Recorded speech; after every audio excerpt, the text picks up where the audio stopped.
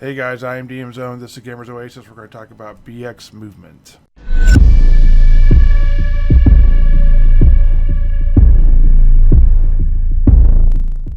Okay guys, this is something that could have been explained maybe in different ways. I'm going to try and clarify that for you today. So when talking about movement, the problem is there's not one thing. There's many things. There's bracketed movement, there's non-bracketed movement. They talk about yards, they talk about feet, they have water movement speeds, they have flying movement speeds, they have spells that affect these things positively, negatively. There's terrain, there's strong winds, there's tornadoes, there's currents, there's a bunch of things. Now I'm going to kind of parse through all that, and those are going to become their own videos at some point in time. What I'm going to talk about is specifically the movement, how it relates to in dungeon, and how it relates to out in the wilderness, and then how that affects parts of a spell, but not the entirety of a spell, because that can be confusing too. Okay, so let's say that you have a movement rate of 90 bracket 30. What they're really saying is if you're not paying attention to the wilderness, if you're out in the wilderness and you're not listening at every tree to see if you can hear your enemy, or looking for traps, or trying to remain super silent, then you get to move 90 feet per round.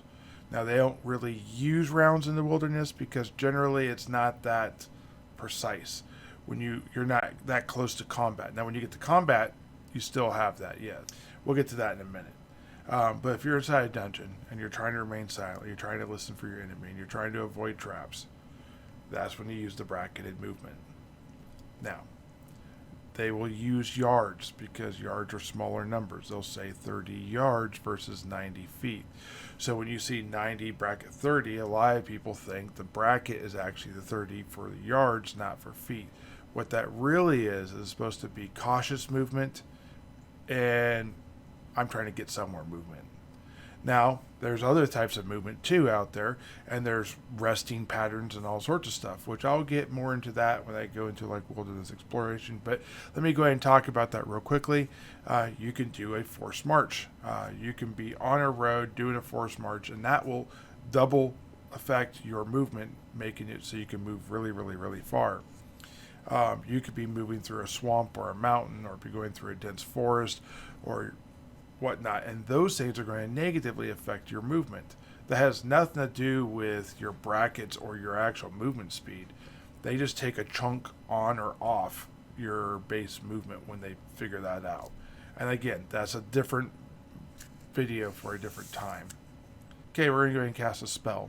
Now, if you're inside a dungeon, and this is for balance, this doesn't actually make like logical sense, but you're inside a spell. Let's say your spell is 80 feet range, and then your radius is 20 foot, or that'd be 40 feet diameter. Another way they get you is switching between radius and diameter, and we'll get into that in its own little video too.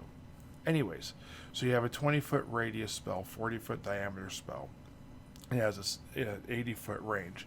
When you step out of the dungeon and go into the wilderness, you can go ahead and cast that instead of at 80 feet at 240 feet, which is considered to be that times 3 movement, or that times 3 range. But the diameter stays the same. The diameter and radius are both 20-foot radius, 40-foot diameter. Those don't triple as well, just the range in which you can cast it. So I hope that makes more sense.